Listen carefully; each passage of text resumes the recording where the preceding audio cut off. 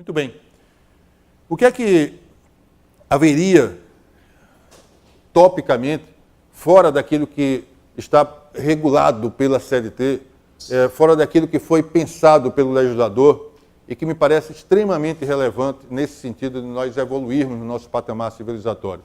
Eu só quero me referir a algumas realidades concretas com as quais nós lidamos no nosso dia a dia, com as quais nós não lidávamos há 20 anos, há 30 anos, e que de algum modo justificam a justiça do trabalho, a meu sentir, independentemente de nós cuidarmos, sim, desses outros interesses pecuniários que são absolutamente importantes, são relevantes, porque na realidade de cada trabalhador desse, que eventualmente não tenha assegurado o seu direito a receber a reparação devida pelo seu trabalho, a remuneração devida pelo seu trabalho, aquela pretensão, que é uma pretensão meramente pecuniária, tem uma importância, tem uma relevância extraordinária.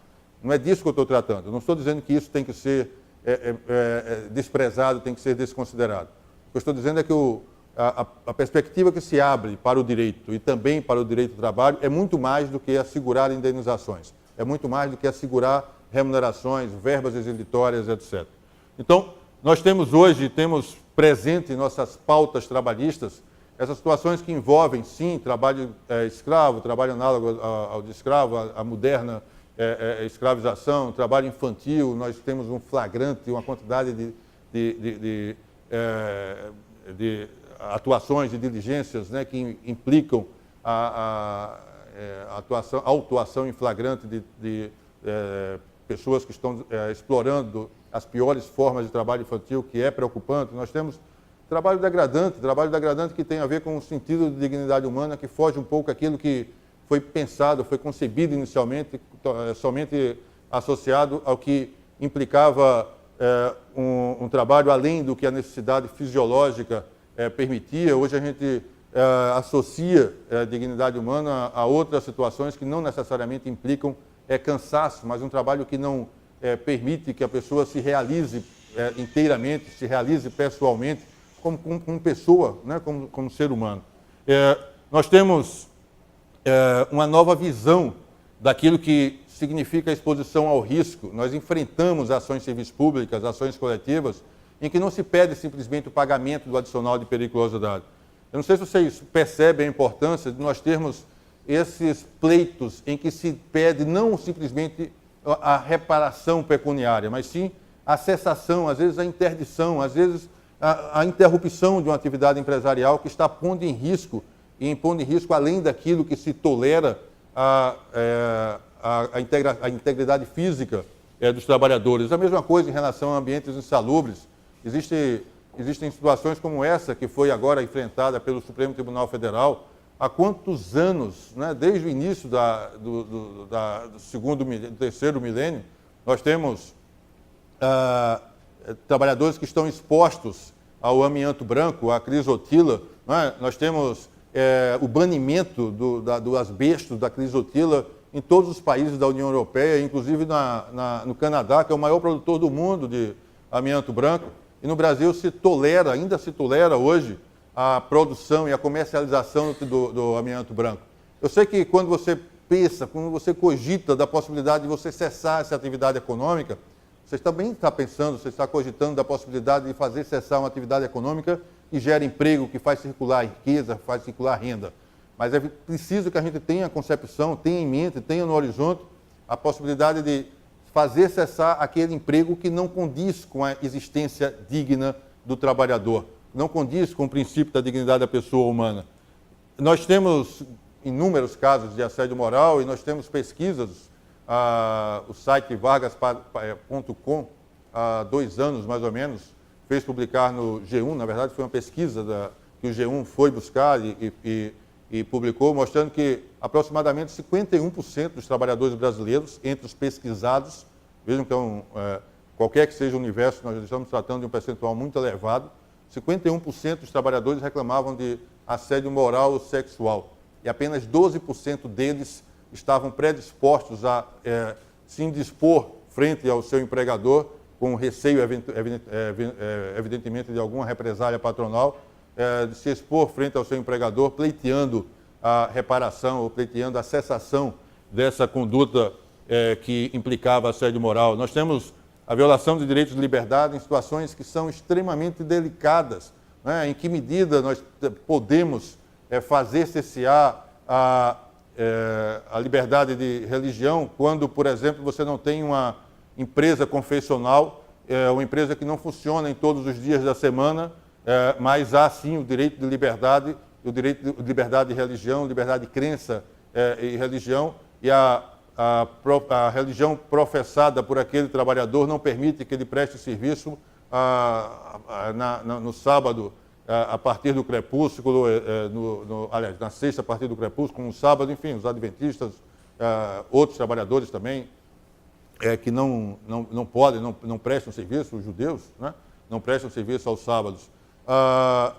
Não é fácil, né? Nós temos que ponderar, nós somos desafiados em processos judiciais a decidir no plano individual, também decidir no plano coletivo.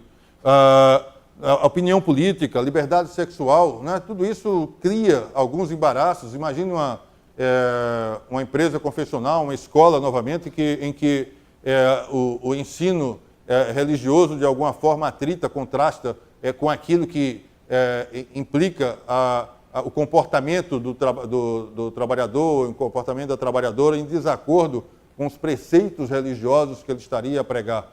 Não é simples, em se tratando de liberdade de opinião, de liberdade sexual também, de liberdade política, né? Liberdade religiosa. Você ponderar esses valores não necessariamente têm a ver com uma reparação civil, reparação pecuniária em função de ilícitos que estejam sendo cometidos. Nós vivemos hoje um certo dilema que tem a ver com o fato de que na doutrina trabalhista como um todo, nós vemos uma reação enérgica àquelas correntes doutrinárias tradicionais que diziam sobre o direito de propriedade ser fundamento do poder empregatício, do poder de comando. E, ao mesmo tempo, nós temos uma jurisprudência que se sedimenta, inclusive, no âmbito do Tribunal Superior do Trabalho, dizendo que o direito de propriedade pode permitir que haja a visualização de pertences do trabalhador, a revista de pertences, a revista de bolsas, etc. Essa jurisprudência que se consolida com base na defesa, na proteção do direito de propriedade. Se nós formos ver o que acontece na generalidade dos casos, nós vamos ser, sim, sempre provocados a respeito de trabalhadores que querem, quando menos, ter o mesmo tratamento que é dispensado aos clientes da empresa, aos clientes da loja, por exemplo. E nós temos aí um interesse coletivo, um interesse que não necessariamente tem a ver com expressão pecuniária, com monetização do direito.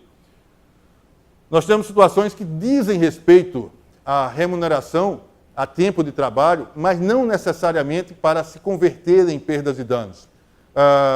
Recentemente, nós julgamos na sexta turma um processo em que o juiz de primeiro grau, frente a uma situação concreta em que o trabalhador estava a prestar serviço, prestar trabalho além da 8ª hora, enfim, além da jornada contratual normal dele, o juiz, percebe que o trabalhador continua a prestar serviço da empresa, o que é raro, nós todos sabemos disso, né? Nós estamos habituados a julgar processos em que não trabalhadores empregados, mas apenas desempregados, né, estão presentes como parte na relação processual, e o juiz disse, olha, é preciso que se pague um determinado valor que corresponde àquelas horas extras prestadas, mas se essas horas extras dependem da ausência de um registro de ponto, eu condeno essa empresa a partir de agora a incluir no registro de ponto essas horas que aquela empresa não estaria considerando.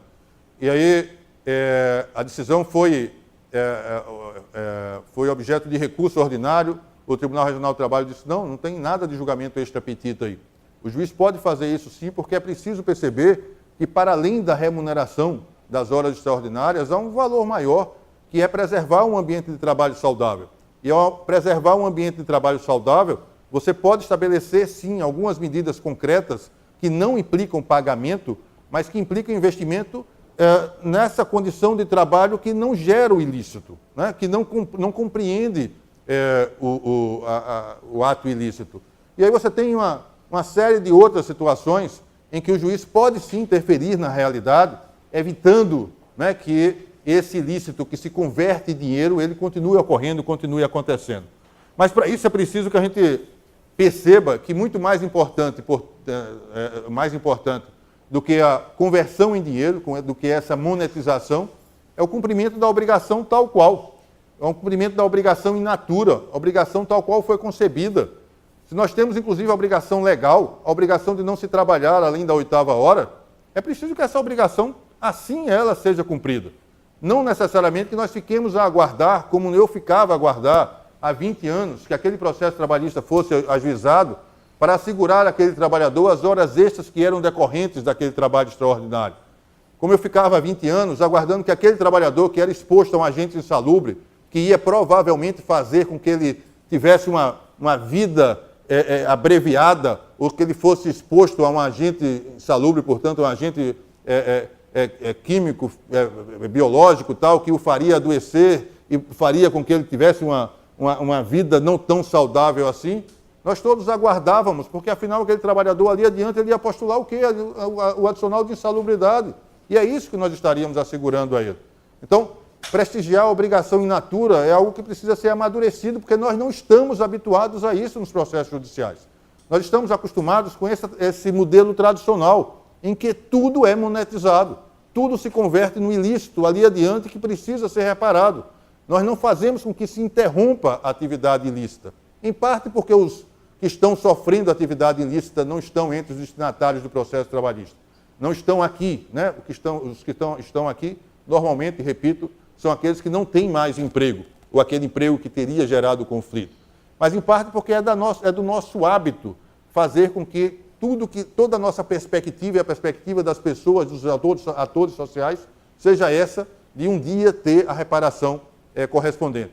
Há um processo, e eu me lembro dele, eu não resisto à tentação de me referir a esse processo, a esse julgamento, um processo que eu fiquei vencido. Então, leve em consideração que eu estou errado, né? Porque houve uma maioria que se formou em outro sentido. Mas é um processo que, em dado momento, ganhou uma certa repercussão, porque envolvia a proibição do que chamaram, para mim, eufemisticamente, de painel sensorial. Era uma empresa fumageira, uma empresa de tabaco, né, de produção de produtos de tabaco. Né? Eu acho que o doutor Inácio lembra, porque estava, né, ali próximo. E essa empresa, ela teve contra si uma ação civil pública em o que se postulava nessa ação civil pública. Postulava-se que aquela exposição, aquela obrigação que os trabalhadores tinham de provar o cigarro antes dele ser entregue à comercialização, que aquela obrigação fosse cessada, fosse interditada, que não houvesse mais aquele tipo de prestação de serviço na empresa. E aí nós tivemos algumas diligências que foram tomadas, não se tratava de um incidente de recurso repetitivo, com ampliação de contraditório, nada disso. Era um julgamento comum, mas algumas providências foram tomadas. Eu próprio busquei informações, e aí o Instituto Brasileiro lá de Cardiologia disse, olha, o que vier dos fumantes, né, dos que têm essa dependência, não pode ser considerado, porque os dependentes não têm condição de deliberar sobre a sua própria vontade. Isso causou uma celeuma na hora que eu li no julgamento, porque é um documento, estava nos autos, e ao ler, houve um colega que era fumante que se sentiu ofendido. Né? O que é que Augusto César está dizendo? Ele está dizendo que eu não tenho condição de julgar esse processo porque eu sou dependente, eu sou fumante. Eu digo, não é isso que eu estou dizendo. Eu estou dizendo que a solução que nós dermos tem que levar em consideração que a manifestação desse trabalhador fumante, ela precisa ser relativizada. E por que era importante, era relevante eu dizer isso? Porque antes de iniciar-se a sessão, eu recebi o Sindicato dos Trabalhadores na empresa. O Sindicato dos Trabalhadores, o advogado do sindicato me dizia, a preocupação do sindicato, né, desde a semana passada, quando ele foi alertado para isso, é que se não houver cigarro com aroma e gosto que sejam competitivos, o que nós vamos ter é a concorrência do cigarro do Paraguai. É por isso que nós queremos manter essa prestação de serviço tal qual, né, teria sido contratada. Nós tínhamos e temos uma lei antifumo, uma lei que proíbe o consumo do cigarro em ambientes fechados, mesmo que haja exaustor nesse ambiente. Muito bem. O que foi postulado pelo Ministério Público? Que fosse interditada essa atividade e que houvesse o pagamento por danos morais coletivos em razão dos vários trabalhadores que, exercendo essa atividade, teriam adoecido. O que foi que se decidiu? Decidiu-se, decisão da SDI1, da subseção 1 de dissídios individuais, que o dano moral coletivo deveria mesmo ser assegurado. Em R$1 milhão, a empresa deveria pagar essa indenização de R$1 milhão. Mas que não havia lei proibindo que aquela atividade econômica de fabricação de produtos do tabaco incluísse a exposição àquele painel sensorial. Em outras palavras, havia algo que fazia mal àquelas pessoas e aquelas pessoas estavam adoecendo e morrendo. Mas como não havia lei dizendo que essa atividade tinha que cessar, essa atividade deveria continuar existindo. Agora, pelo mal que ela já tinha provocado, haveria de ser pago deveriam ser pagos R$1 milhão, e depois disso, tantos valores quantos compensassem outros adoecimentos e mortes que eventualmente se gerassem ali. O que é que me parece claro aí? Eu fui acusado de ativismo judicial nessa época. E, honestamente, até hoje eu fico sem compreender. Eu posso ter julgado errado. Agora, ativismo judicial, eu que queria cumprir uma lei nacional, uma lei antifumo que proibia aquele trabalho em ambiente fechado. Não, mas a lei não disse que no ambiente de trabalho a lei tem que ser cumprida. Mas a lei precisa dizer que no ambiente de trabalho há necessidade, né, de se evitar, de se impedir, né, o consumo do cigarro. Não me parece que o ambiente de trabalho tenha que ser discriminado por ser ambiente de trabalho, né? Aquela figura, né, do Fernando Valdez e outros tantos que dizem que o trabalhador, quando ingressa na empresa, né, e usa o seu fardamento, não se desveste da outra condição que tem, da condição natural, imanente que tem, que é a condição de ser humano, da pessoa que tem, que é titular, né, de todos os direitos humanos em todas as suas dimensões, enfim. Não é? Aquela decisão, para mim, é uma decisão emblemática, porque diz muito, com todo respeito, né, com todas as venhas, sobre essa nossa cultura que é de prestigiar a concepção que prevaleceu entre nós durante tantos e tantos e tantos anos e que vem de lá da Antiguidade Romana. Né? Vem daquele tempo em que se dizia que a vontade era intangível, que ninguém poderia obrigar alguém a fazer alguma coisa, porque o lógico era a conversão em perdas e danos, né, daquilo que alguém não quisesse propriamente fazer. Isso está presente em nossos processos judiciais. Isso não interessa a boa parte da advocacia. Eu digo isso a congressos que envolvem advogados, porque isso não tem expressão pecuniária. Quando você tem R$1 milhão de dano moral coletivo, você tem honorários que podem ser programados, honorários que podem ser calculados. Mas quando você tem a proibição de que aquele tipo de atividade continue ocorrendo, você não tem a expressão pecuniária, a expressão econômica. Não há atração para esse tipo de causa. Essa causa tem que ser empolgada, essa causa tem que ser manejada pelo Ministério Público, é pelos seres coletivos, é pelos sindicatos mesmo. Então, é um outro mundo que se abre. É um mundo que se abre em que o trabalho não é custo simplesmente. O trabalho, a proteção, a prevenção e aquilo que no direito ambiental se percebe como precaução, na dúvida, na incerteza, é preciso proteger, é preciso intervir. Né? O ser humano não pode ser exposto ao risco, ele não é cobaia de atividade, de experimento algum. Então, na dúvida, protege-se o trabalhador. Então, essa perspectiva ambiental, essa perspectiva ecológica, ela precisa estar presente nos nossos processos, ela precisa ser prestigiada. Então, me parece que essa tutela, esse tipo de tutela que prestigia a obrigação de natura, ela foi simplesmente esquecida pelo legislador, sim, o de 1943. É lógico que ele não pensava nisso. Mas é curioso notar que o legislador de 2017 também não olhou, também não percebeu, porque não está presente nas suas preocupações essa de proteger o trabalhador no tocante a esses valores que são imanentes à condição humana. O que se modificou na CLT, pela Lei 13.467, respeitosamente, foi apenas aquilo que significa expressão pecuniária de direitos trabalhistas. Nada que diga respeito a esses valores, a esses princípios que estão presentes no direito civil, porque o direito civil evoluiu nesse sentido. E que estão presentes, me parece claramente, no processo civil que instrumentaliza a realização, a concretização desses direitos, né, dessas desses direitos extrapatrimoniais.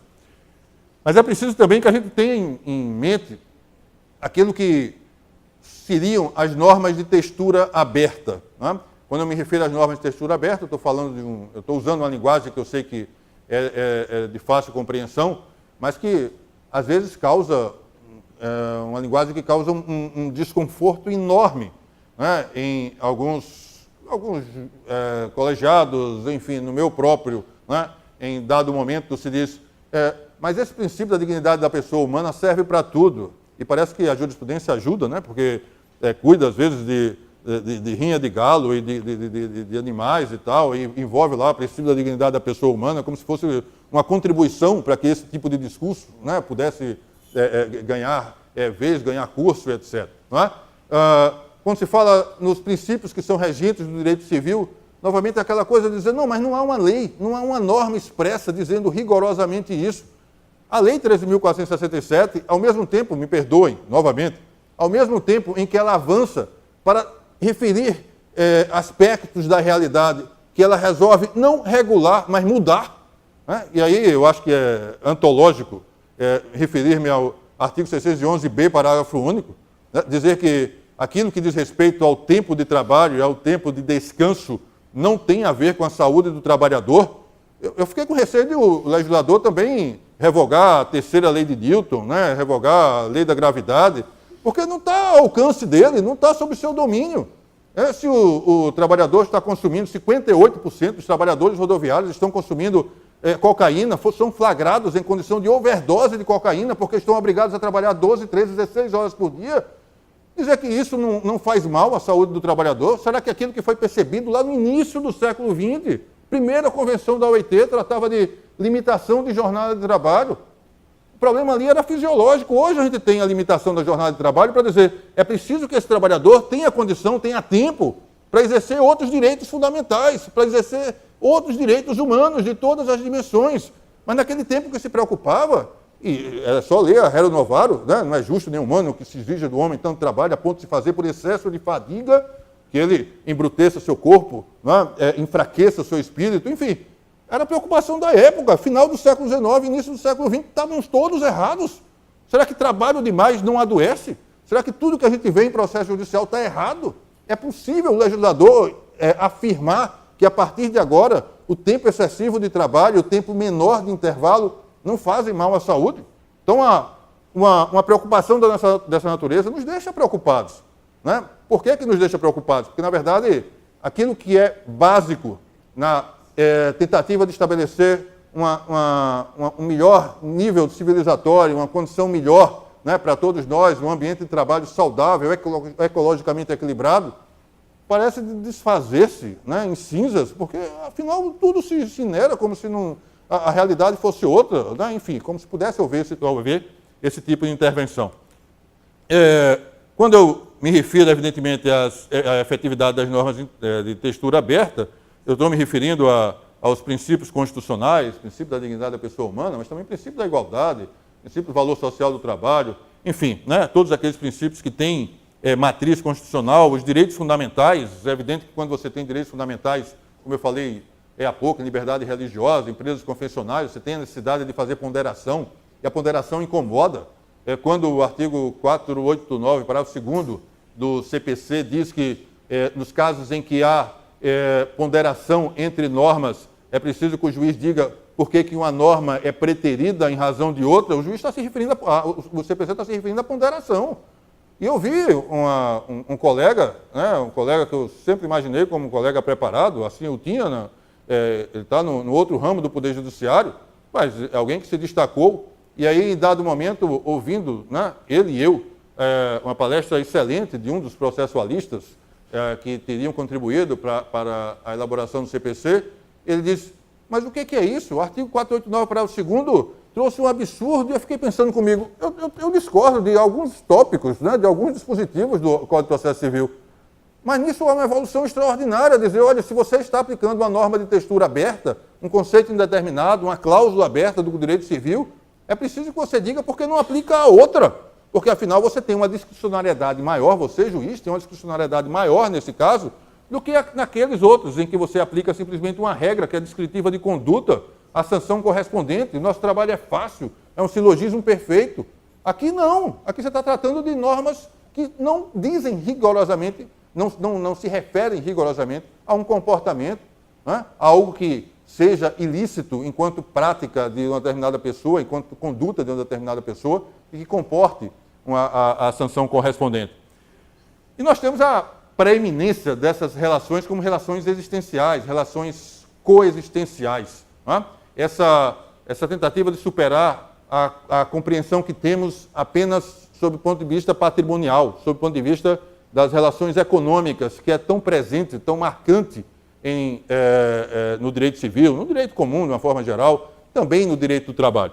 Muito bem, essa preeminência das relações existenciais me parece que faz com que, e esse é o slide que eu queria concluir essa parte introdutória, faz com que nós lembremos algo que foi dito pelo Miguel Reale, logo quando foi apresentado à nossa sociedade, à sociedade brasileira, o Código Civil, e ele disse que o novo Código Civil ele trazia como características um prestigiamento da eticidade, da socialidade e da operabilidade.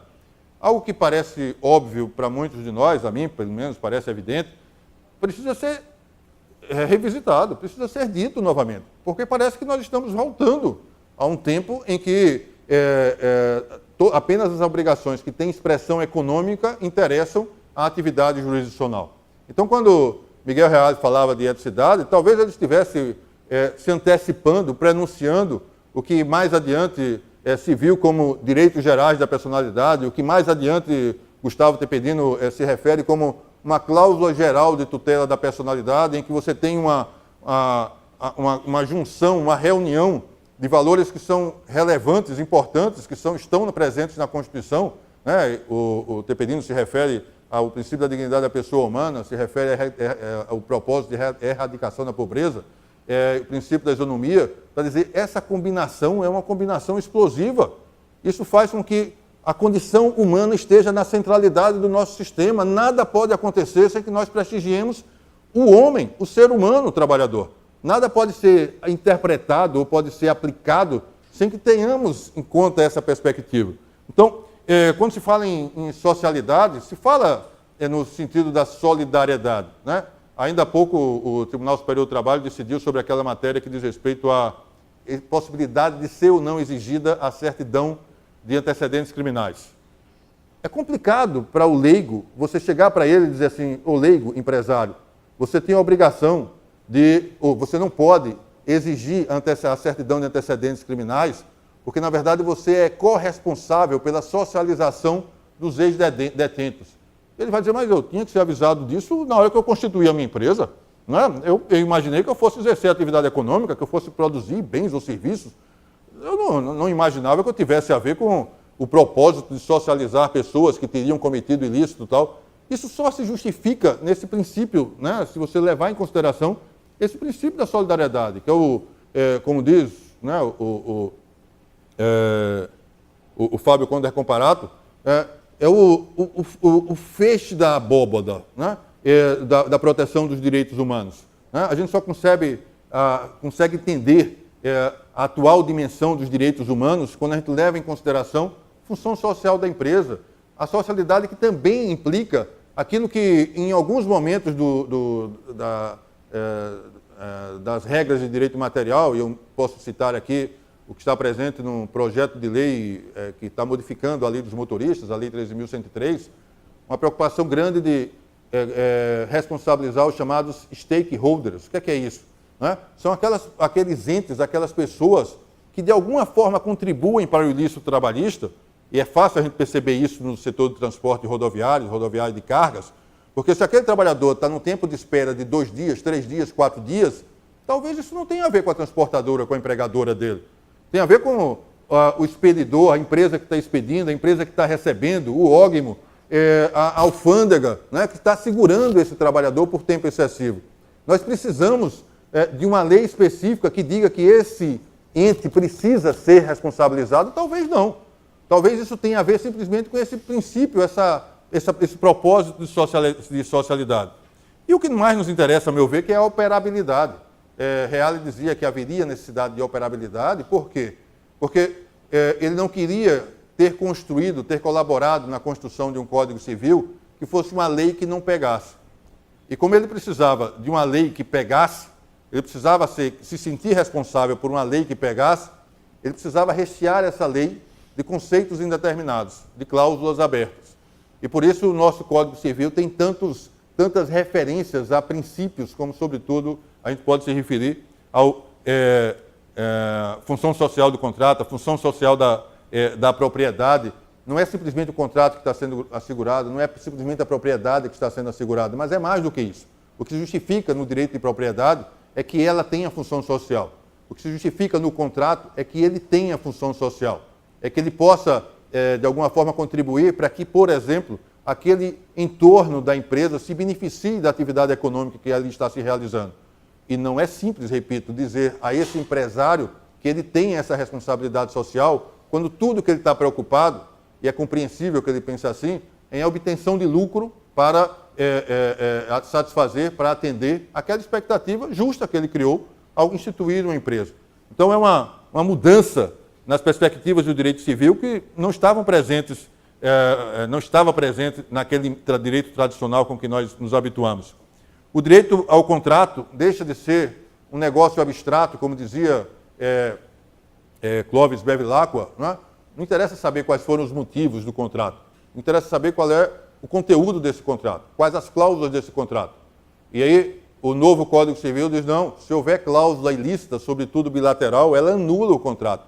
O contrato, o direito civil, não pode ser utilizado para fins ilícitos, ainda que isso sequer seja aparente. Isso significa uma mudança sim, expressiva. O direito ao contrato deixa de ter como limites apenas aquilo que estava dito no antigo Código Civil, bons costumes, não é? Ordem pública e tal. Agora não, agora base na boa-fé objetiva, é preciso que as pessoas sejam honestas ao contratarem e ao executarem o contrato. E, finalmente, aquilo que estava presente no antigo 461, 640 do Código de Processo Civil, todas as obrigações de fazer poderiam ser convertidas em pecúnia, isso desaparece a partir do momento, sobretudo a partir de 2002, 2003, quando o antigo CPC tem modificado o artigo 641 e diz, não, a partir de agora o que prevalece é tutela específica. Isso muda, e muda no varejo também. Não é? É no nosso processo do dia a dia que isso pode significar uma mudança bem expressiva. Não é? Primeiro que a relação entre processo e tempo se modifica na medida em que você pode fazer prestigiar a prevenção, não é? Evitar que aquilo simplesmente se converta em direito de expressão pecuniária. Muda-se aquela tradicional classificação que nós tínhamos e não temos mais há tanto tempo, aquela classificação em que nós dizíamos que as ações eram ações, as tutelas, enfim, eram tutelas declaratórias, né, puramente declaratórias, meramente declaratórias, de natureza constitutiva, de natureza condenatória. Quando Pontes de Miranda, comentando o CPC de 73, imagine, não é? Ele diz, não, mas além dessas três tutelas, que são tutelas tradicionais, você teria também a possibilidade de tutela de natureza mandamental, tutela executiva lato sensu. E aí a tutela de natureza mandamental já seria algo diferenciado, porque no próprio processo você teria a possibilidade de execução mediante o uso de medidas coercitivas, exemplo antológico, o mandado de segurança. Tutelas executivas, lato sensu, aquilo que permitiria ao juiz, de novo, não condenar simplesmente, mas também, como na tutela mandamental, o juiz ordena, cumpra-se. Né? Só que ele não vai usar a tutela ou as medidas coercitivas. Há um certo refinamento, porque ele usa medida subrogatória. É o oficial de justiça que vai lá, como numa ação de despejo, para fazer cumprir a determinação judicial. Mas é no mesmo processo. Isso que parecia revolucionário, né, nos idos lá da década de 70, hoje está absolutamente superado. Por quê? Porque nós não precisamos de um outro processo, desde 2005, para que haja a execução das nossas decisões, né, das obrigações de fazer que nós, juízes, podemos impor. Então, essa mudança de perspectiva faz com que essa classificação tradicional ela perca sentido. Não é? Na verdade, o que é hoje, o que seria a tutela de natureza mandamental, executiva, lato sensu, está hoje na tutela de natureza condenatória, ou de ou de prestação, né? A tutela de prestação, porque, afinal, se há necessidade de um novo processo, não há necessidade de um novo processo, isso já é assistêmico, isso não tem relevância, não há necessidade de novo processo pela regra do CPC, né, que está em vigor. Tá? Talvez nós precisemos refinar um pouco no processo trabalhista essa compreensão de imprimir uma certa racionalidade, uma certa celeridade, a partir dessa compreensão de que a dualidade de processos, né, essa divisão e tal, não seria mais necessária. Mas eu acho que a gente avançou bem em relação a isso. Também ficou claro, né, que, e aí já estava no antigo CPC, não estava dito textualmente, né, mas ficou claro, primeiro, que havia a possibilidade de se prestigiar não mais a conversão em pecúnia, a conversão em dinheiro, mas sim de prestigiar-se a tutela específica, quer dizer, a obrigação tal qual ela foi concebida.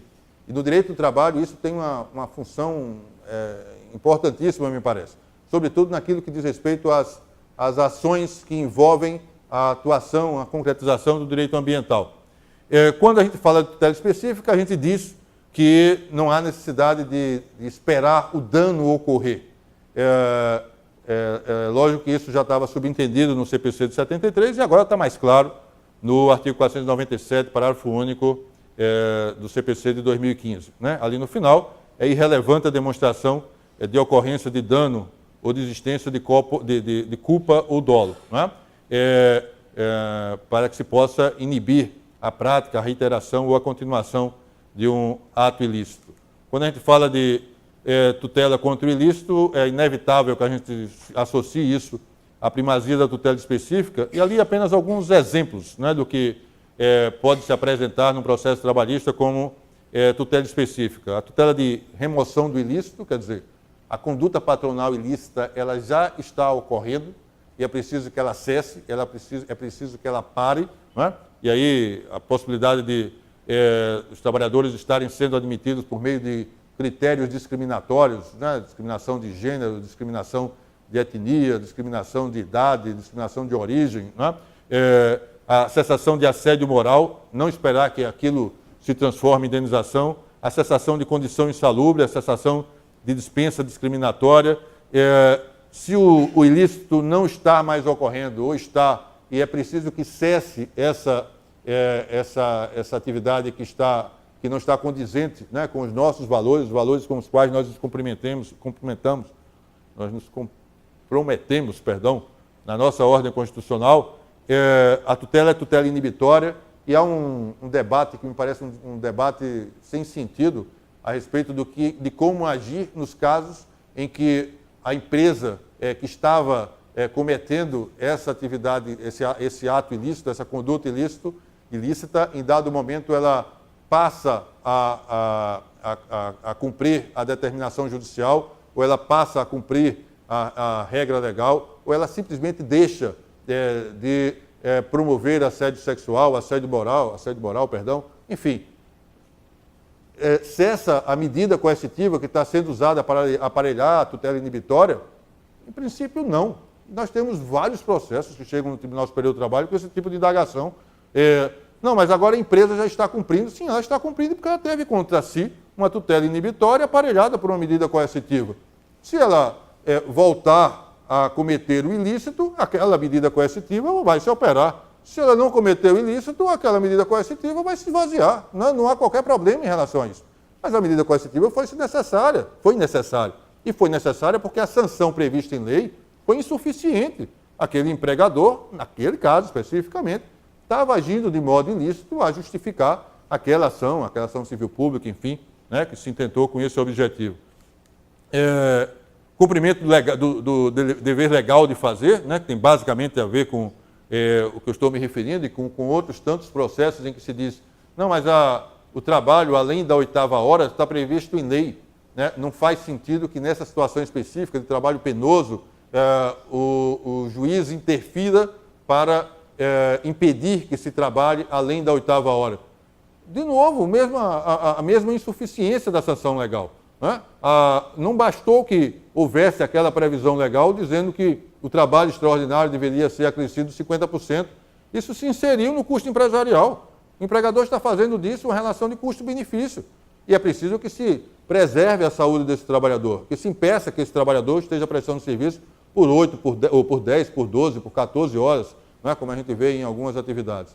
Então, mesmo que haja obrigação legal, é possível a tutela específica, sim, não é? O cumprimento da obrigação in natura. Mesmo a tutela ressarcitória, em outras palavras, a tutela que repara o ilícito já cometido, ela pode se caracterizar como tutela específica, né? Aqui um exemplo, né? Um exemplo prosaico: a empresa ressarce ao empregado coisa igual a que ele teve destruída no ambiente de trabalho. Então, se o ambiente de trabalho, as condições de trabalho, de algum modo, fizeram com que se danificasse um bem que compunha o patrimônio do empregado, o empregado pode pedir a reparação por aquilo, a reparação em dinheiro, mas ele pode pedir a coisa, né? Ele pode ser ressarcido in natura, né? Essa tutela específica está no sistema, né? Ela é referida, inclusive, pelos autores de processo civil. E enfim, o adimplemento na forma específica. Eu acho que um exemplo bem claro, né, disso é esse em que nós temos um salário-utilidade que é assegurado ao trabalhador, mas nós sabemos que o salário-utilidade ele tem limites percentuais, sobretudo no tocante à alimentação e habitação, né? 20% e 25% respectivamente. Então, para o trabalhador urbano. Então, o trabalhador ele tem esse salário-utilidade e ele não quer sofrer redução salarial.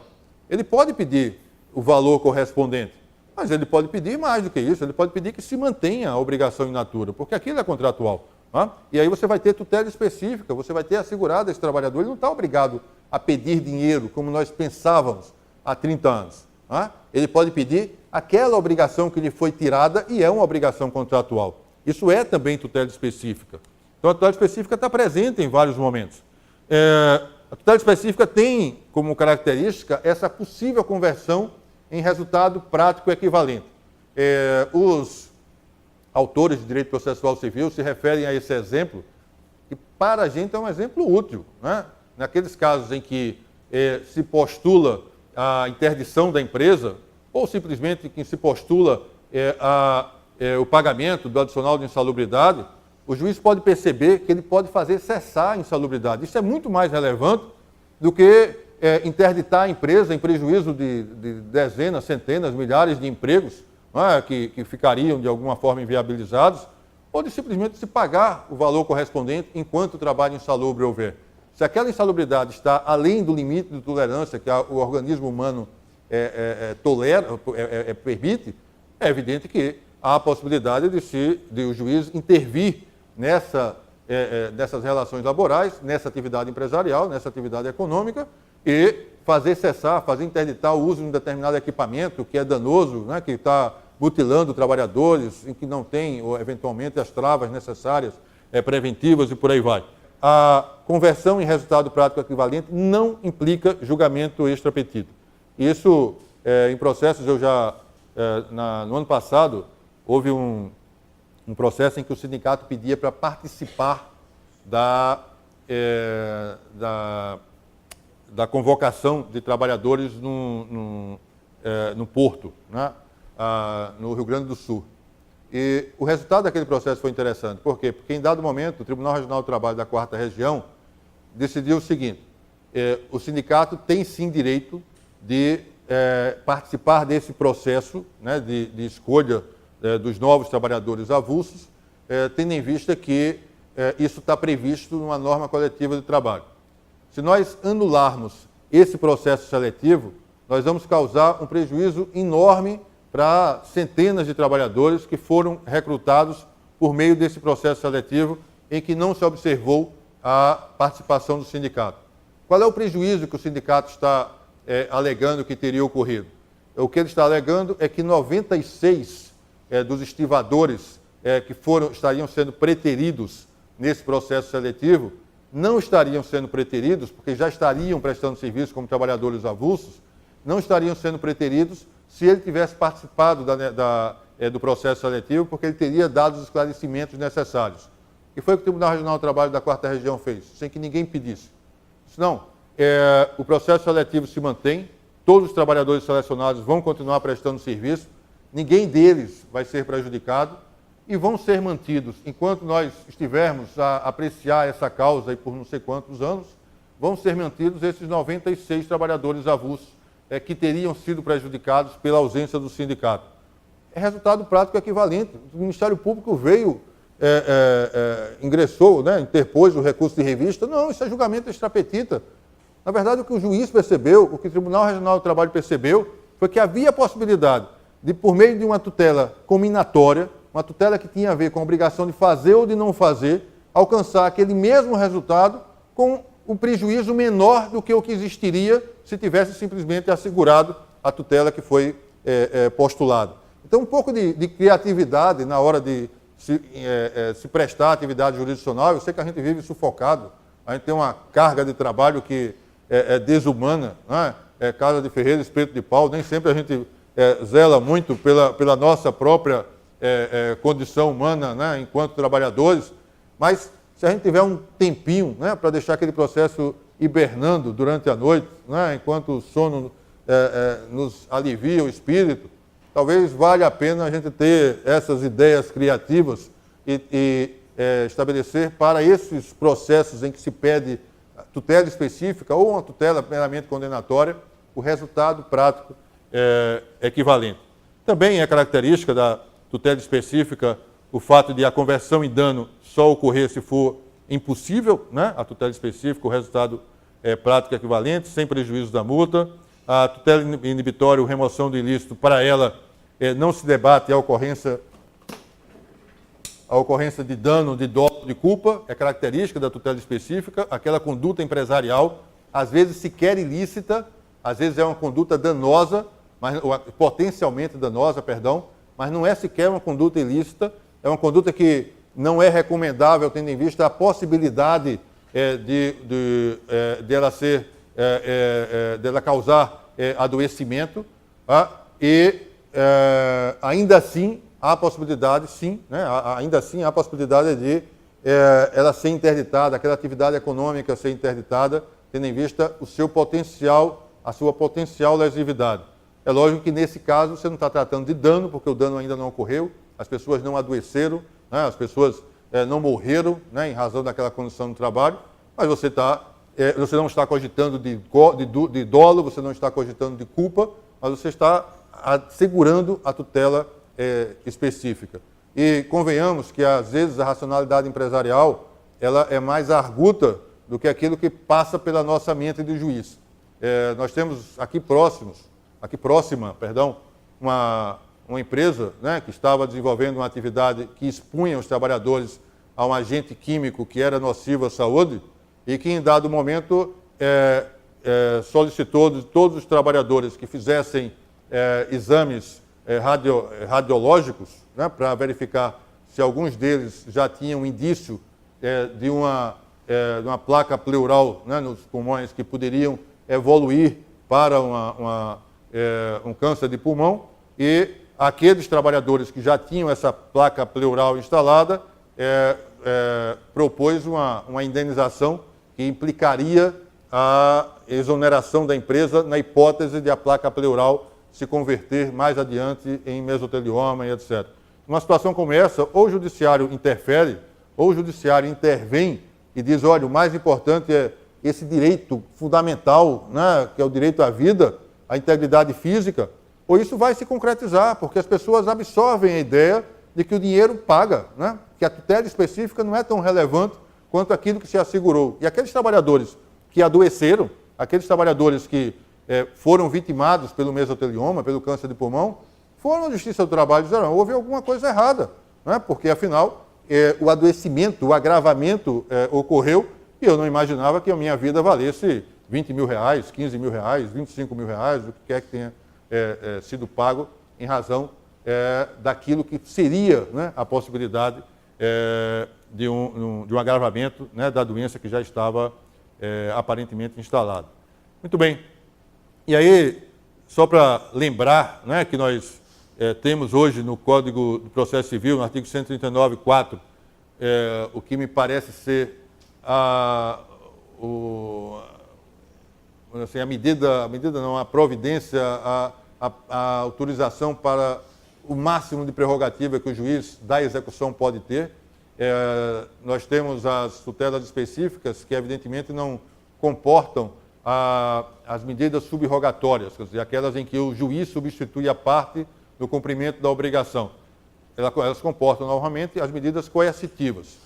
Essas medidas coercitivas, por sua vez, elas sempre foram associadas às obrigações de fazer e apenas de fazer. Hoje, o artigo 139.4, todos nós sabemos, a Instrução Normativa 39 previu isso, né? Se eu posso contar uma confidência aqui, eu peço que vocês guardem absoluto sigilo, né? Todos vocês, né? Como se isso fosse possível. Né?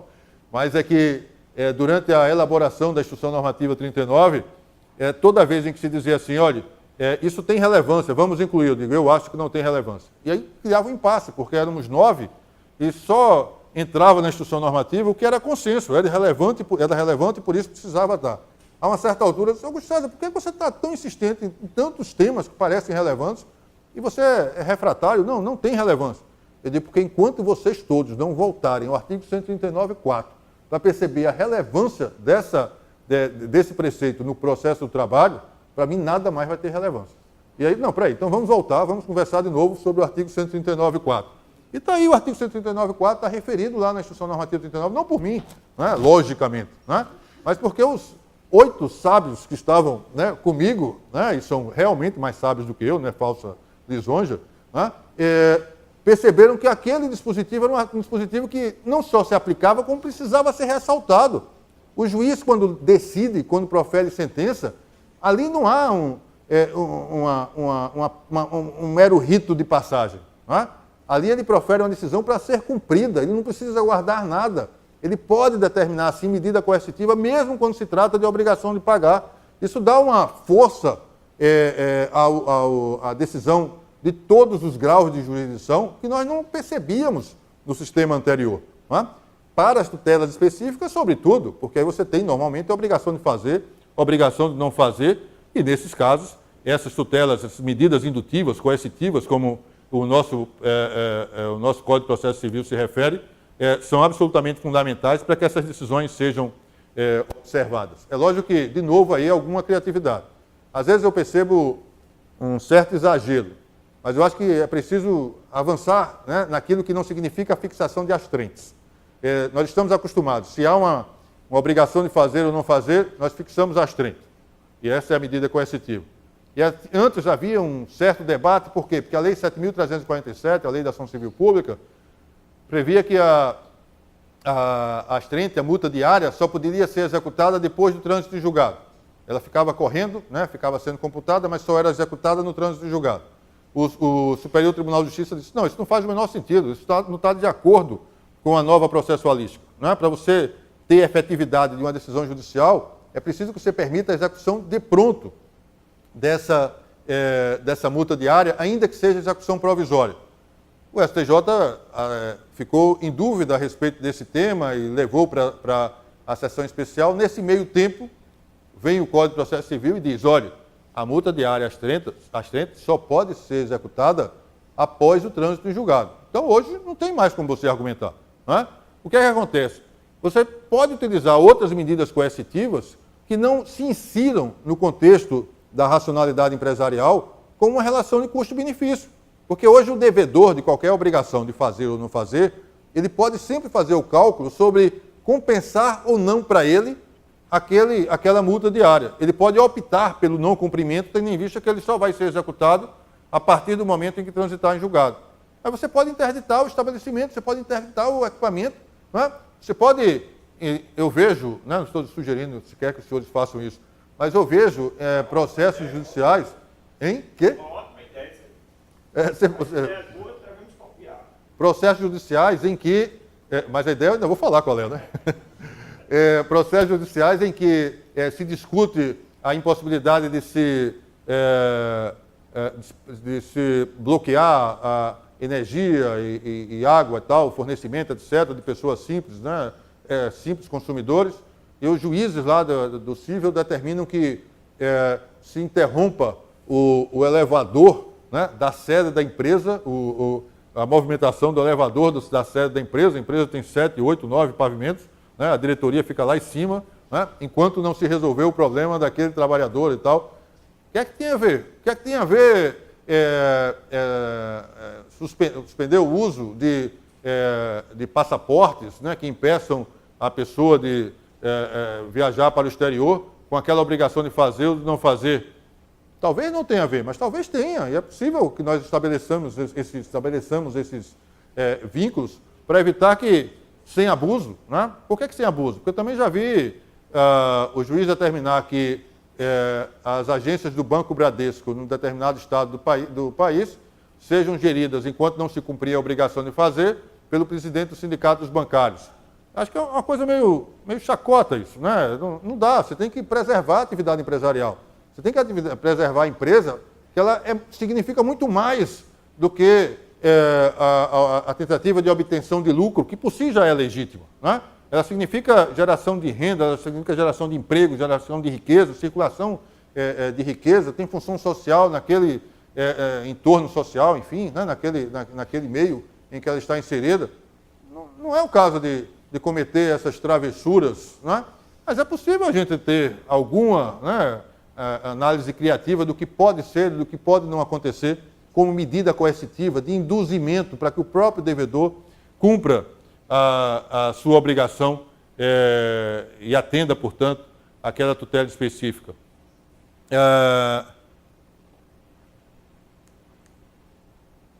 Sim, isso é uma questão prática, né?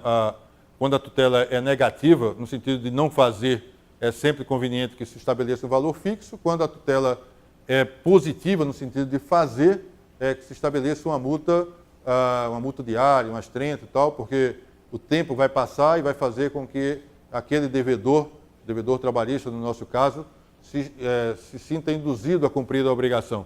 Mas se a obrigação for de não fazer, não adianta estabelecer uma astrente, porque a partir do momento em que se faz, já se exaure toda a expectativa que o credor tinha de não ser lesado, né, tendo em vista que a conduta lesiva já se realizou. Então, é mais interessante que se estabeleça uma multa fixa, uma multa de valor mais elevado, mas uma multa que não necessariamente tenha essa progressão que tem a multa diária. Também aqui para nós, eu não sei o que é que os senhores acham sobre isso, mas eu não sou simpático a algo que eu tenho visto na Justiça Comum, de os juízes fixarem multas diárias até um certo tempo, não é? Então, multa diária durante um mês. E depois desse mês? Não, depois desse mês a obrigação não vai ser cumprida, mas a multa não vai correr mais, porque senão nós corremos o risco de termos uma multa que vá a um valor muito elevado e tal, e que torne inviável a realização da empresa. Mas essa é uma opção do empresário, é uma opção do devedor. Eu não tenho que me imiscuir nesse processo. Se ele resolve deliberadamente não cumprir a obrigação que lhe cabe durante 1, 2, 3, 4, 10 meses, esse é o custo com que ele está arcando conscientemente. Não sou eu que vou, como juiz, dizer, não, até agora tudo bem, a partir de agora você pode descumprir, não é? Porque a tutela específica não estará mais devidamente aparelhada. A tutela específica pode ser antecipada, não é? Antecipação aí, eu estou me referindo à tutela satisfativa, né? É evidente que isso vai acontecer no processo. E aqui eu vou falar um pouco, né, com um pouco maior de rapidez, porque tem a ver com o tempo do processo. Em outras palavras, com aquilo que nós não queremos que aconteça e que acontece tão comumente, né? Quando eu vejo o meu passivo de 10.400 processos, né, no gabinete, julgando desesperadamente, só como relator, 1.200 processos por mês, que é a média que eu consigo alcançar quase que resfolegando, né? E quase que enxugando o gelo, porque muitos processos vão chegando e enfim, né? Não se resolve aquela expectativa que se tem de um julgamento que atenda à necessidade de uma satisfação da pretensão num tempo razoável. É lógico que se pode dizer assim, não, mas é porque o sistema está funcionando mal e o tempo é excessivo. Sim, o tempo é excessivo mesmo, né? O sistema precisa ser aprimorado, refinado, claro que precisa. E nós estávamos tentando fazer isso, é bom que se diga, né, no parêntese, né? Nós estávamos tentando fazer migrar do Código de Processo Civil aquelas regras que têm a ver com o sistema de precedentes que permitiriam que os tribunais regionais nas suas regiões jurisdicionais, resolvessem, uniformizassem a jurisprudência, não transferindo essa responsabilidade para o TST, sobretudo em relação à jurisprudência, à uniformização da jurisprudência internamente. Não é? E os senhores provavelmente devem ter visto que a Lei 13.467, de algum modo, contaminou essa preocupação que demandou uma atuação, muito músculo, muito esforço por parte dos regionais, vários regionais. Eu tenho a impressão de que isso mesmo aconteceu aqui na 21ª região, mas vários regionais editaram súmulas, né, decisões prevalecentes e tal, que fixariam uma regra a partir dali, uma regra que passaria a ser cumprida no âmbito daquele regional. Né? Não havia necessidade de subir de novo para o TST, porque o que interessava era a jurisprudência no regional, e não de uma turma do regional. E aí, de repente, os parágrafos que dizem respeito a essa transferência para os regionais foram revogados e trocados por um princípio da transcendência que vai permitir, como eu dizia hoje pela manhã, que eu, monocraticamente e, a meu ver, autoritariamente, num agravo de instrumento corresponde a 2/3 dos processos que nós temos, dos recursos que nós temos chegando no Tribunal Superior do Trabalho, num agravo de instrumento eu decida monocraticamente e de modo irrecorrível que eu não vou conhecer daquele recurso de revista, daquele agravo de instrumento, portanto, do recurso de revista, porque, afinal, não tem transcendência econômica. Se isso tiver a ver com a realidade do processo trabalhista, tudo que eu sempre concebi a respeito do processo trabalhista estava errado. Porque esse trabalhador ele vai ser discriminado, num primeiro momento, quando ele vai ter uma reparação menor, em razão do seu salário ser menor, então ele já sofre uma discriminação em razão de ser pobre, e no segundo momento eu vou discriminá-lo novamente, para dizer que os recursos que forem interpostos pelos colegas dele, que ganham mais do que ele, vão ser apreciados, porque tem transcendência econômica. Mas aquele recurso dele, porque ele tem um salário pequeno, porque ele é pobre, ele não é pobre na forma da lei, não é? Ele é pobre, esse recurso eu não vou apreciar, porque não tem transcendência econômica. Quer dizer, a troca que nós fizemos, ou que o legislador fez por meio da Lei 13.467, é algo que a mim, pelo menos, preocupa muito, porque eu acho que nós não estamos trazendo para o processo, sobretudo para o sistema recursal, a racionalidade que nós queríamos testar por meio da aplicação do sistema de precedente do Estado de decisos. Mas, enfim, o tempo no processo é absolutamente fundamental. Nós sabemos que precisamos de tempo para julgar. Não é o princípio da celeridade, o princípio da duração razoável do processo não pode ser absoluto. Não é? Existem causas que demandam raciocínio, existem causas que demandam ponderação, existem causas que demandam investigação, né? Uma certa maturação daquilo que vai ser decidido. Então, o tempo do processo é absolutamente indispensável. E, ao mesmo tempo, a gente precisa de alguns mecanismos que façam com que se inverta essa lógica perversa, segundo a qual o tempo no processo é algo que aproveita somente ao devedor. Tá? É algo que necessariamente prejudica o credor. Eu acho que há uma mudança bem interessante quando o Código de Processo Civil estabelece essas novas regras da tutela provisória. Né? Nós sabemos que a mudança de 2005 foi a de sincretismo, para que nós tivéssemos um processo de conhecimento e execução só. Em 2015, nós juntamos a esse processo de conhecimento e de execução também um processo que vai envolver as tutelas provisórias, aí compreendidas não só a tutela cautelar, mas também aquilo que a gente vinha chamando de tutela de antecipação de tutela, né, que a lei chama de tutela antecipada. As tutelas definitiva e provisória, elas continuam presentes, e a tutela definitiva pode ser cautelar, satisfativa, a tutela provisória pode ser cautelar, satisfativa. No caso da cautelar, você tem o caráter instrumental, o caráter acessório, a preservação do direito afirmado. No caso da tutela satisfativa, como nós todos sabemos, a certificação e efetivação do direito, né, perseguido, do bem da vida perseguido, cuja tutela é perseguida. Na tutela definitiva, nós temos cognição exauriente, coisa julgada. No caso da tutela provisória, vou ser um pouco breve aqui, porque são conceitos, são compreensões que eu estou seguro que os senhores têm. Qualquer coisa, nós podemos debater na sequência.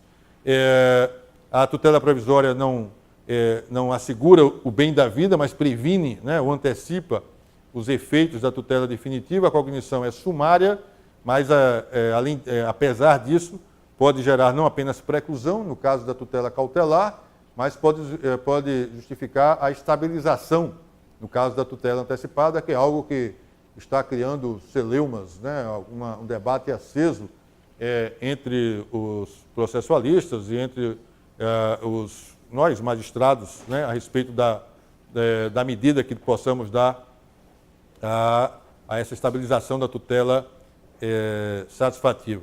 A tutela satisfativa foi denominada pelo nosso legislador de tutela antecipada, né? O legislador fez aquela distinção entre tutela antecedente e antecipada, não foi muito amigo, né, da nossa... não estabeleceu uma gramática que permitisse a gente falar com mais fluidez, podia ter se referido à tutela antecipada como tutela satisfativa, para que nós não tivéssemos que raciocinar ou distinguir tutela antecedente como antecipação de medida da tutela antecipada como tutela satisfativa, mas enfim, a tutela cautelar continua se dirigindo... A evidência também, para complicar mais um pouco também esse conceito, né? A tutela da evidência fazendo antinomia com a tutela de urgência, né? A tutela provisória, no que diz respeito à tutela cautelar, não à tutela antecipada ou satisfativa. É interessante a gente ver que a tutela cautelar ela continua se dirigindo contra o dano, né? Não tem a ver com tutela específica. No caso da tutela cautelar, você não combina com tutela específica.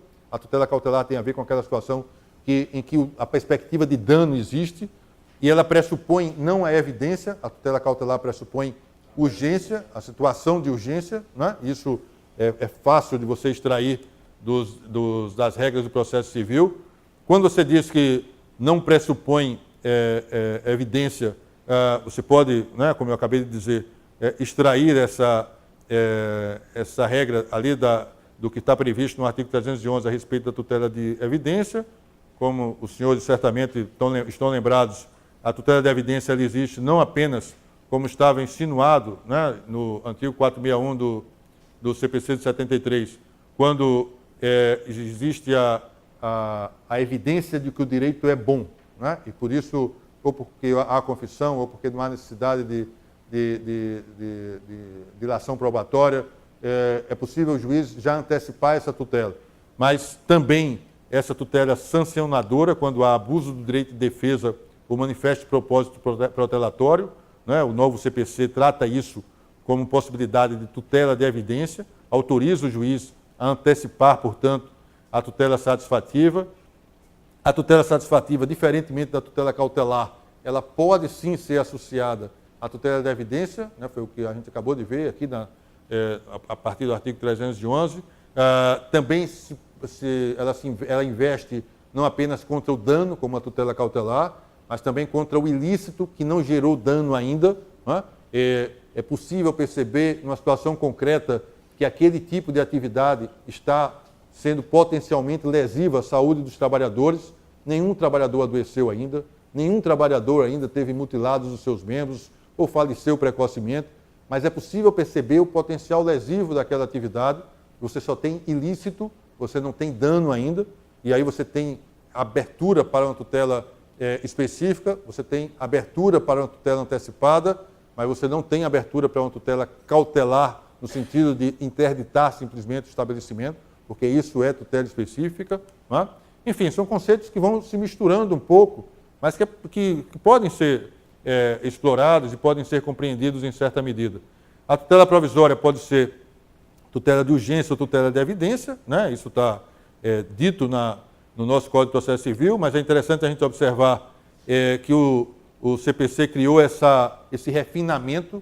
A tutela de evidência ela não pode ser objeto de tutela antecedente, né? Tutela antecedente aqui, não no sentido de tutela antecipada, né? É evidente que a tutela de evidência pode gerar a tutela específica e pode haver antecipação de tutela.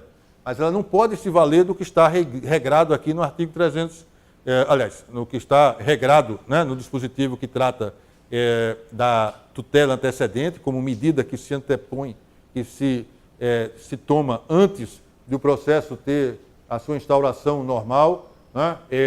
Aquele procedimento que permite a parte ingressar com a ação, com a descrição sumária da sua postulação e já aí o juiz antecipar essa tutela satisfativa, essa tutela cautelar.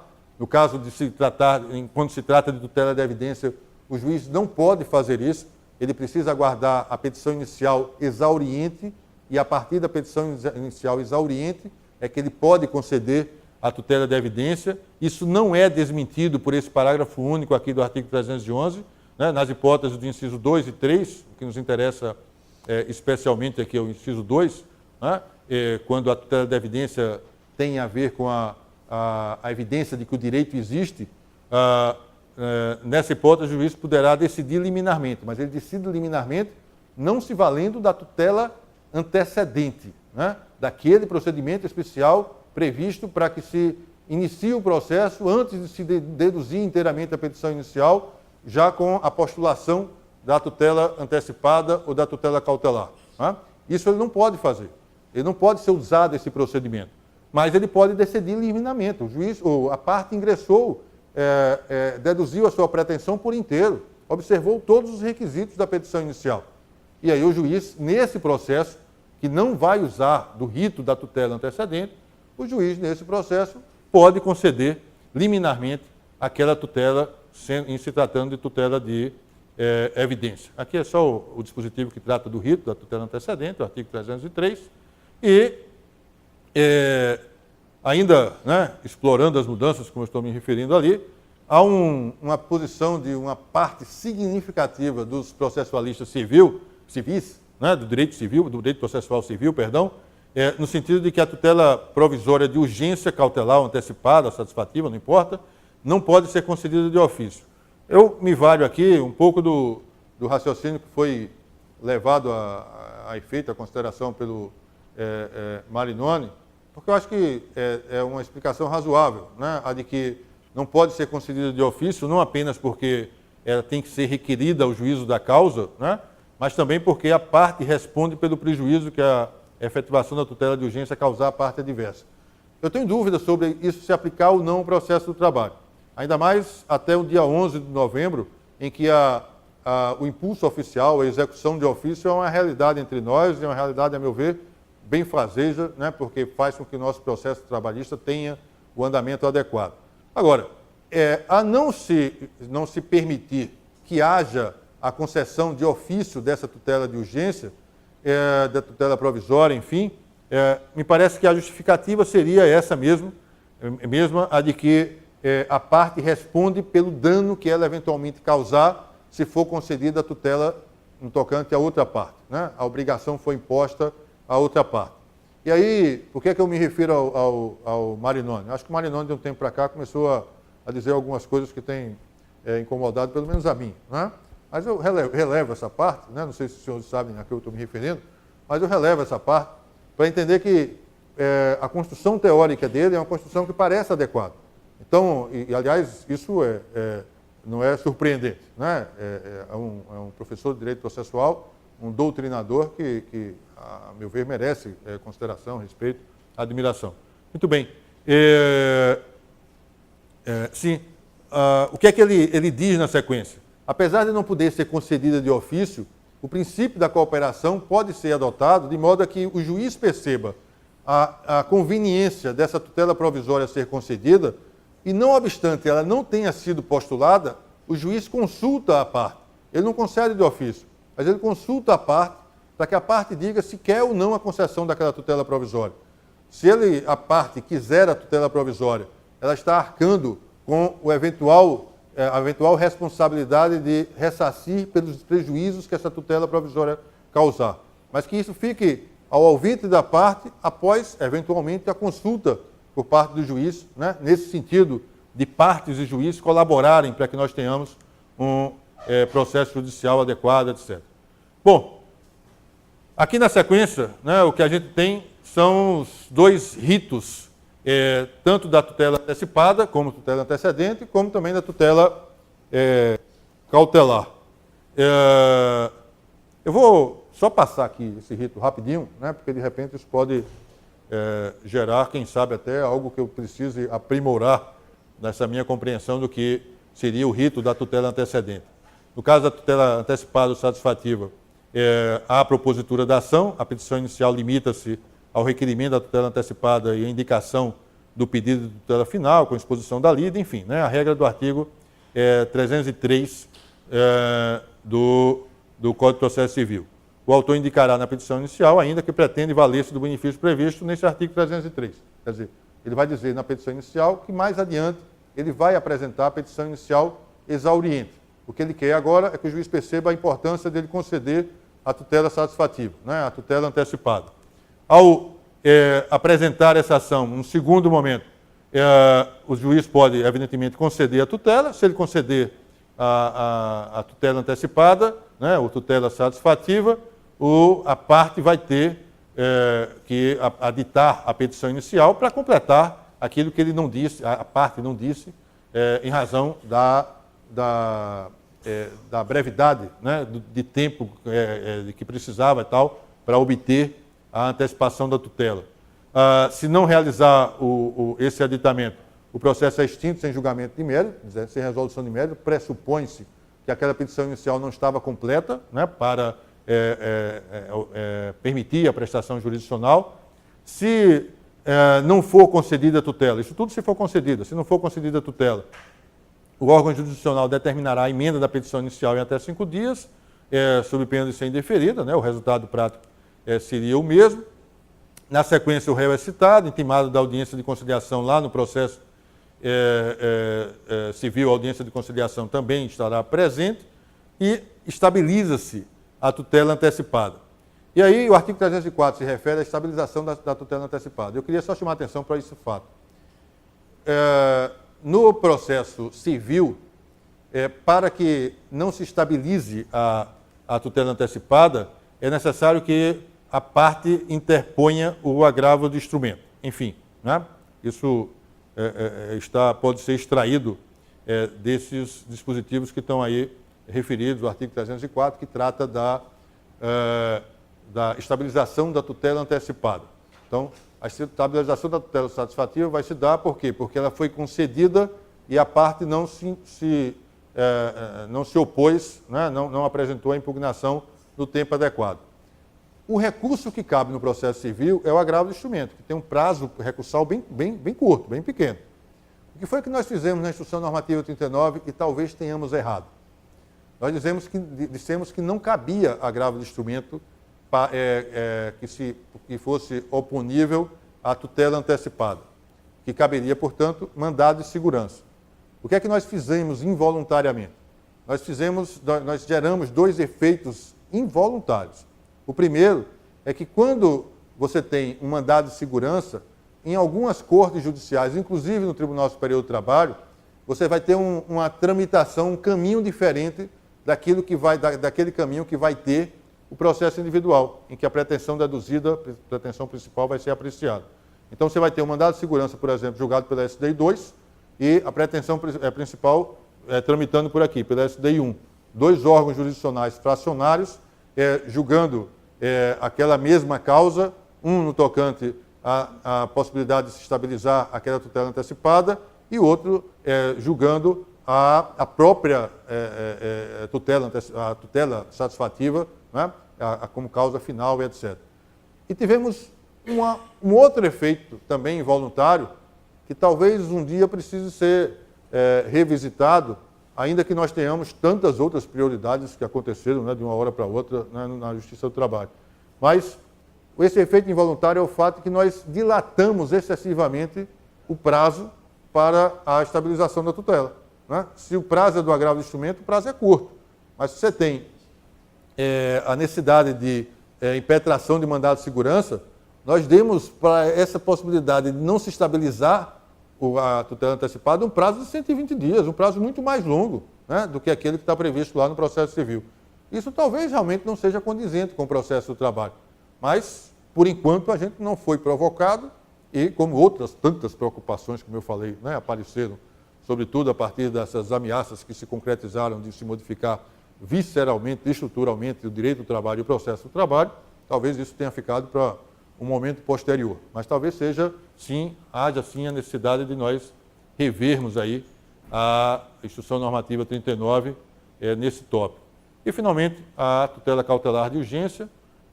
O rito, né, também se estabelece com a possibilidade da tutela antecedente, artigo 305, indicará a parte, o autor, o credor, a lide seu fundamento, a exposição sumária do direito, que se objetiva assegurar, o perigo do dano ou risco ao resultado útil do processo. Eu não vou me ater a esses requisitos da cautelar que são conhecidos por todos nós. O juiz pode conceder a liminar. Essa fixação de uma caução, em princípio, ela não é compatível, né, com o processo do trabalho, e essa exigência de irreversibilidade dos efeitos da cautelar, a gente sabe que o processo civil, eles próprios, né, os doutrinadores lá no processo civil, percebem algumas situações, e o exemplo emblemático é a doação de sangue, enfim, né, o comício, no processo eleitoral, etc. São situações em que os efeitos são reversíveis, mas os valores a serem protegidos são de maior envergadura e por isso se justifica a tutela cautelar, mesmo quando os efeitos são irreversíveis. Havendo a concessão liminar ou após a justificação prévia, o réu é citado, né, para contestar o pedido. Se ele não contestar, presume-se aceitos como ocorridos os fatos que estão alegados na petição inicial e se profere uma decisão cautelar definitiva. Como nós estamos tratando de tutela instrumental, acessória, nós não estamos tratando do bem da vida que corresponde à tutela satisfativa, evidentemente que quando o artigo 306 é interpretado, nós não vamos interpretar no sentido de que o credor, o autor, o reclamante, o empregado, não precisa mais ingressar com um processo que seria, supostamente, o processo principal. A gente sabe que hoje não existe processo cautelar e processo principal. Na verdade, ele precisa deduzir, sim, a sua pretensão satisfativa, porque o que se estabilizou aqui, o que tornou preclusa, foi a tutela cautelar enquanto tutela instrumental.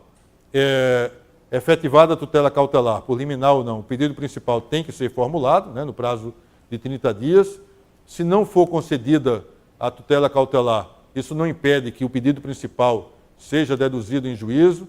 Se o autor não formular o pedido principal, o CPC vem, né, explica e esclarece que haverá a extinção sem resolução de mérito, sem que seja possível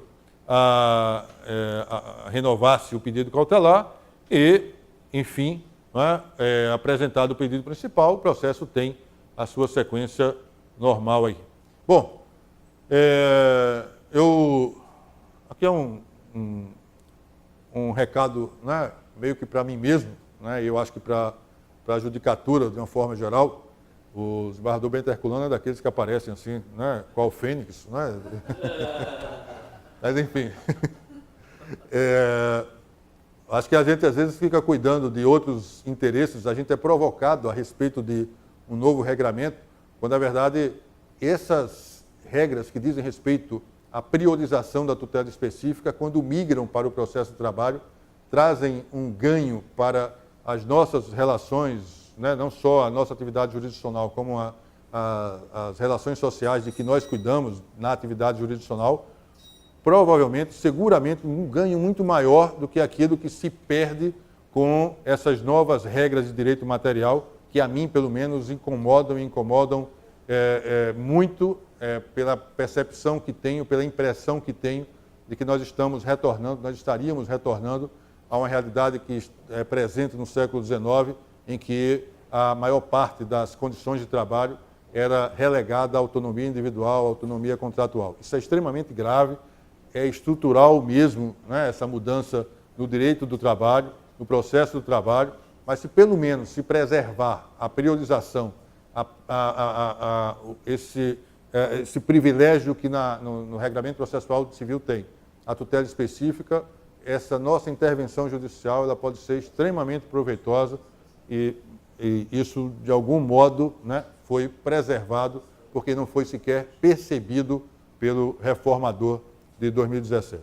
Então, talvez a nossa felicidade, né, esteja apenas onde apomos e nós aqui, por equívoco, nem sempre apomos onde nós rigorosamente estamos. Eu acho que o Vicente Carvalho tem razão quando disse isso. Muito obrigado aqui pela paciência de vocês, era basicamente isso que eu queria falar.